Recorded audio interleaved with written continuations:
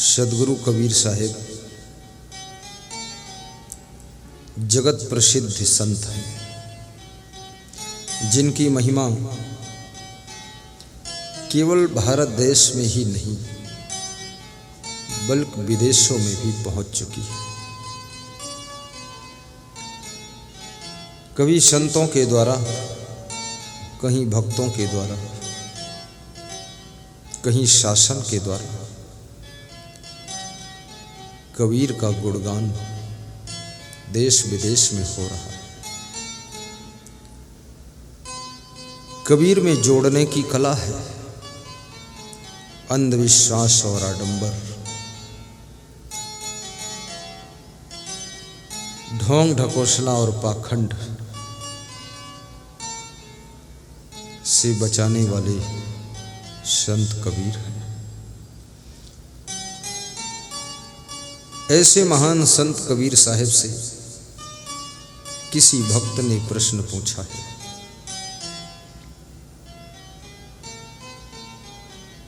कि संसार में मनुष्य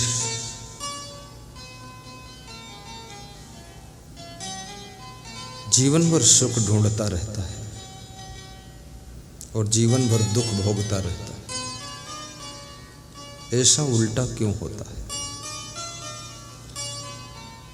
प्रश्न समझना कि जीवन भर मनुष्य सुख ढूंढता रहता है और जीवन भर दुख भोगता रहता है। कबीर साहब कहते हैं, इस संसार में एक आश्चर्य है, जहां सुख है वहां दुख दिखाई देता है और जहां दुख है वहां सुख दिखाई देता है। बस इसी पॉइंट पर मनुष्य को धोखा हो जाता है। जहां सड़क पर गड्ढा है वहां तुम्हें बराबर सड़क दिख रही है और जहां सड़क बराबर है वहां गड्ढा दिख रहा है। धोखा हो जाएगा। दृष्टि दोष, दृष्टि दोष। देखना तो हम जन्म लेते हैं, तुरंत सीख जाते हैं देखना, लेकिन क्या देखना चाहिए, कैसे देखना चाहिए, कब देखना चाहिए, किसको देखना चाहिए, किसको नहीं देखना चाहिए, ये हम जिंदगी भर नहीं सीख पाते। हम वो देखते हैं जिसको देखते देखते हम खुद देखने के योग्य नहीं रह जाते। हमें उनका दर्शन करना है जिनका दर्शन करते करते हम भी देखने के योग्य बन जाए। उनको देखना चाहिए। जब से तुम्हारा जन्म होता है उसी दिन से तुम सुनना शुरू कर देते हो, लेकिन क्या सुनना है ये बाल्यावस्था, युवावस्था, वृद्धावस्था में भी नहीं सीख पाते। तुम वो सुनते हो जिसको सुनने से मन में अशांति बढ़ती जा रही है। फिल्मी गीतों को सुनते हो, गंदे गीतों को सुनते हो,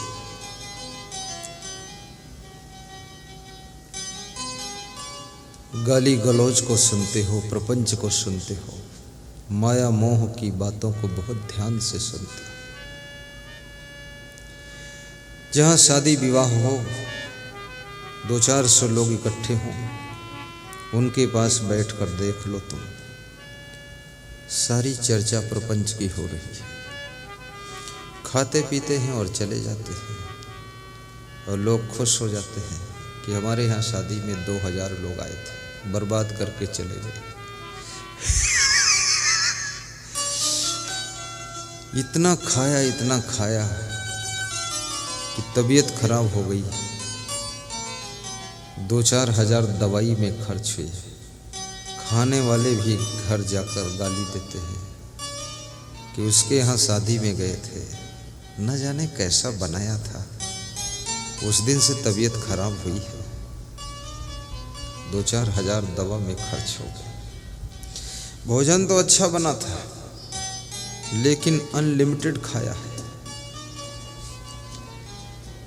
सीमा से अधिक, लिमिट से अधिक किसी भी चीज़ को जब तुम यूज़ करते हो, प्रयोग करते हो, वह चीज़ दुखदाई बन जाती है। एक रजाई से ठंड जा सकती है, तुम 4 रजाई ओढ़ लो,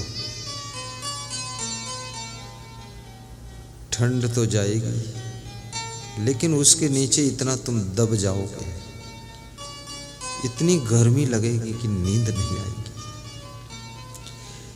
ये जगत की बड़ी सुंदर व्यवस्था है। सीमा से ज़्यादा तुम कोई भी चीज़ का प्रयोग नहीं कर सकते।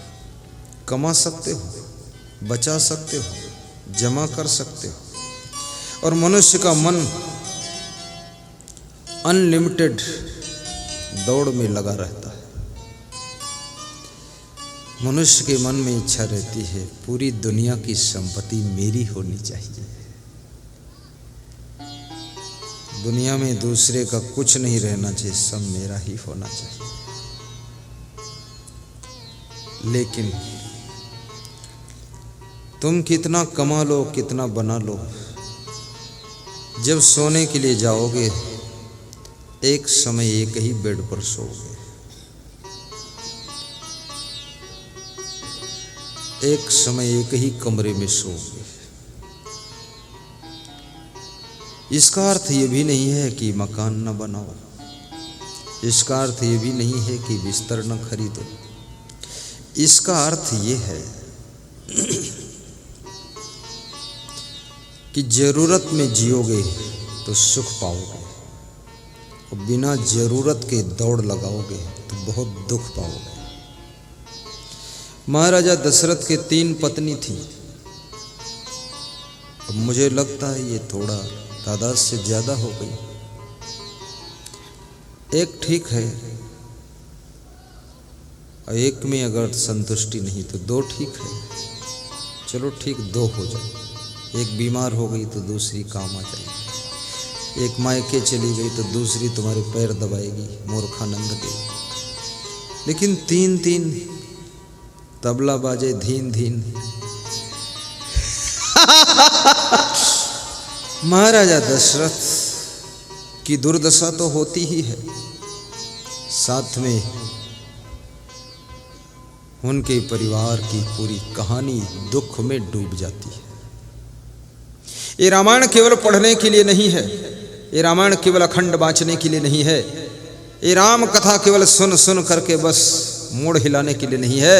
ये राम कथा तुम्हारी जिंदगी की कथा को सुधारने के लिए है। जब इस कथा को अपने जीवन पर तुम ध्यानपूर्वक लागू करोगे तो तुम्हारे जीवन की कथा की व्यथा खत्म हो जाएगी। राम कथा इसलिए है।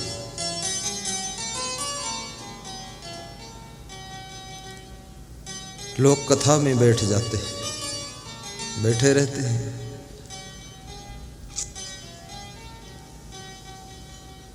बहुत उदास बैठे रहते हैं। मैंने कई बार देखा है, श्रोता कितने कथा को सुनते सुनते इतना उदास हो जाता है। उस उदासी के माहौल में ऐसा एहसास होता है कि हम सत्संग मंडप में हैं कि मरघट में हैं, पता नहीं चलता है ये मरघट है कि सत्संग का मंडप। बड़ी उदासी, बड़ी गंभीरता, लोग बोर होते चले जा रहे हैं। दुनिया में कभी कभी तुम निराश हो जाते हो, कभी कभी उदास हो जाते हो, और कभी कभी तुम प्रायः दुखी भी रहते हो। लेकिन सत्संग में इसलिए आते हो कि उदासी टूट जाए, निराशा छूट जाए, आशा की एक नई किरण पैदा हो जाए। बहुत दिनों से हंसे नहीं थे, गुरुदेव के पास जाकर कुछ ऐसा ज्ञान सुनूं कि जोर से हंसी भी आ जाए। बचपन में हंसना आसान है, वो अज्ञान है, बच्चा हंस रहा है। लेकिन जब उसे ज्ञान हो जाता है, बच्चा जवान हो जाता है, तो बच्चे का हंसना बंद हो जाता है, क्योंकि माया के जाल में फंसना शुरू हो जाता है। और माया के जाल में जब फंसना शुरू होता ना, तो हंसना बंद हो जाता है। और माया के जाल के बीच में जीने की कला आ जाए तो माया तो रहेगी तुम्हारे पास में, लेकिन हंसी खुशी भी रहेगी, प्रसन्नता रहेगी, मुस्कान रहेगी। अपमान के घूंट भी पीकर तुम मुस्कुराओगे, धन की हानि होगी तो भी तुमको निराश नहीं कर पाएगी।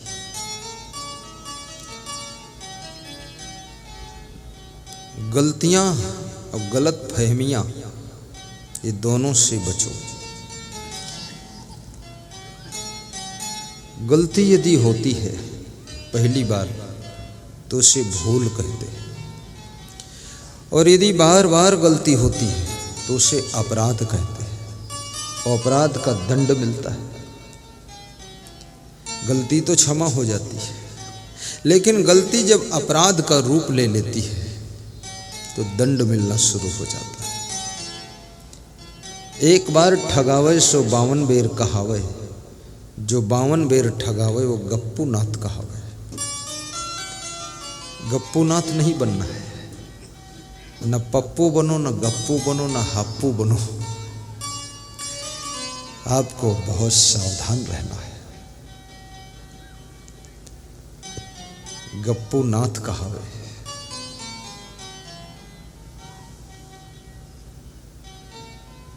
अगर गलती रुलाती है,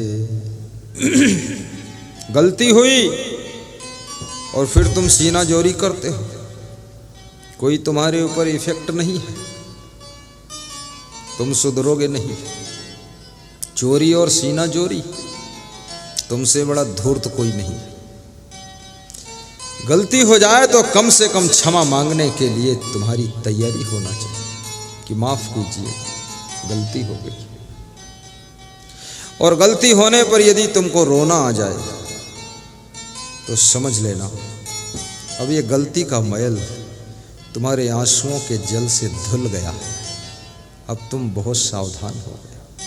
और गलती हो फिर तुमको क्रोध भी आए, लोगों से लड़ो, तर्क वितर्क करो, अगर मगर तगर करो, तुम्हारे सुधरने की संभावना खत्म हो गई।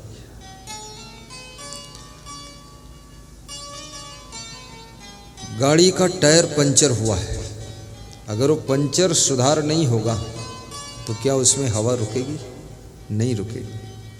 ये गलती हुई है, इसका सुधार नहीं हुआ तो तुम लोक और परलोक का, स्वार्थ और परमार्थ का लोड लेकर नहीं चल पाओगे, क्योंकि तुम पंचर हो, तुम्हारे में छिद्र हो गया। अगर गलती रुलाती है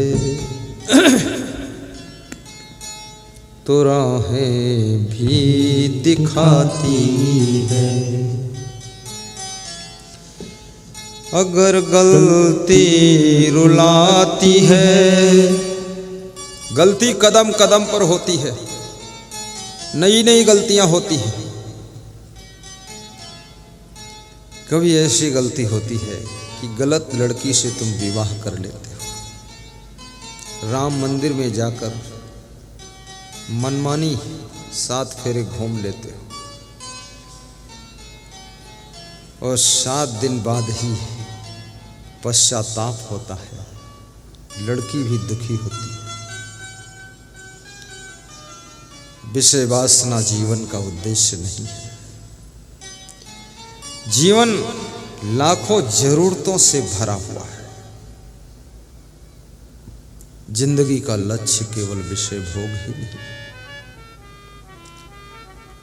इसलिए लड़कियों से और लड़कों से मैं निवेदन भी करता हूँ कच्ची उम्र में तुम्हारे पास में विवेक और समझ नहीं है। मनमानी विवाह करने के लिए मत सोचिए, थोड़ा माता पिता का सहारा लीजिए। वो बड़े बुजुर्ग हैं, धक्का खाए लोग हैं, बहुत दुख देख लिया है संसार में। फिल्टर करके तुमको पति ढूंढ देंगे और फिल्टर करके तुमको पत्नी ढूंढ देंगे। उनको फिल्टर लगाने दो। कितने लोगों ने फिल्टर तो निकाल कर ही फेंक दिया है, डायरेक्ट पंप मार रहे और जंप ले रहे और ऐसी कंप पैदा किया है कि भूकंप आया है। ससुराल वाले भी भूकंप में डामाडोल है, मायके वाले भी डामाडोल है। ये गलतियां मत करो, ये गलतियां तुमको रुलाएंगी। ये 200 लोग, 500 लोग, 1000 लोग जो तुम्हारी शादी में इकट्ठे होते हैं, सामाजिक मर्यादा के अनुसार फलदान शादी होती जो भी होता है, ये सब लोग साक्षी बनते, गवाह बनते हैं। और जब कोई आपके दोनों के रिश्तों में डिस्टर्ब होता है तो ये लोग थोड़ा दबाव बनाते हैं। लेकिन तुम मनमानी विवाह करोगे, कौन तुम्हारे बीच में आएगा? चिल्लाते रहो कोर्ट में, हर हर गंगे। पति का नाम गंगाराम और तुम्हारा नाम गंगा देवी। गंगा देवी और गंगाराम मुकाबला पड़ा है, घर ही में गंगा और घर ही में जमुना। मत आकर्षित हो किसी के रूप रंग में। कुछ नहीं है, कुछ नहीं है, कुछ नहीं है। सब थोड़े दिन की चमक दमक है, बाकी सब ढोल के भीतर पोल है।